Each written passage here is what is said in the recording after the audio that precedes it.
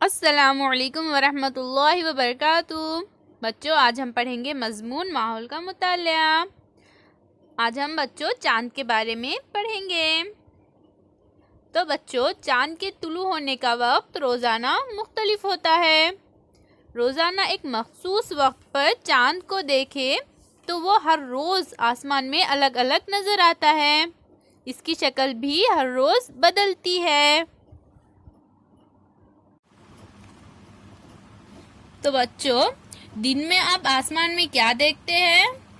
दिन में हमें आसमान में सूरज नजर आता है। इसी तरह बच्चों, रात में हमें आसमान में क्या नजर आता है? रात में हमें आसमान पर चांद और तारे नजर आते हैं। तो बच्चों, आप रोज चांद को देखते होंगे।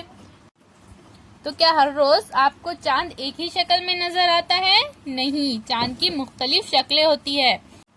तो बच्चों, अब हम चांद की मुख्तलिफ शक्लों के बारे में पढ़ेंगे। चांद की मुख्तलिफ शक्लों को बच्चों अशकाले कमर भी कहते हैं।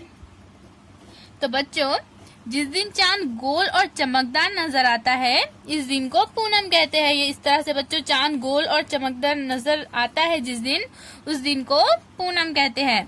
इसके बाद 15 दिन तक चांद का रोशन हिस्सा कम कम होता जाता है। इस तरह से बच्चों, पहले दिन चांद इस तरह से गोल होता है, फिर उसके अगले 15 दिन बच्चों चांद की शक्ल इस तरह से छोटी छोटी छोटी होती जाती है। 15 दिन तक चांद की शक्ल इस तरह से छोटी होती जाती है। 15वें दिन चांद नजर नहीं आता, इस दिन को अमावस कहते हैं। फिर बच्चों 15वें दिन जो है वो चांद नजर नहीं आता, इस दिन को कहते हैं अमावस। जिस दिन बच्चों चांद पूरा नजर आता है, इस दिन को कहते हैं पूनम। और जिस दिन चांद नजर नहीं आता, इस दिन को कहते हैं अमावस। अमावस के 15 दिन तक चांद का रोशन हिस्सा बढ़ता जाता है और अगले पूनम को वो फिर गोल और रोशन नजर आता है। तो बच्चों, अमावस के बाद क्या होता है? अमावस के बाद फिर इस तरह से चांद का जो रोशन हिस्सा होता है वो बढ़ने लगता है, थोड़े थोड़े थोड़ा करके वो बढ़ने लगता है और अगली पूनम तक चांद इस तरह से गोल रोशन हमें आसमान में दिखाई देता है। हर रोज चांद की मुख्तलिफ शक्लें दिखाई देती है। इन शक्लों को चांद की शक्लें कहते हैं।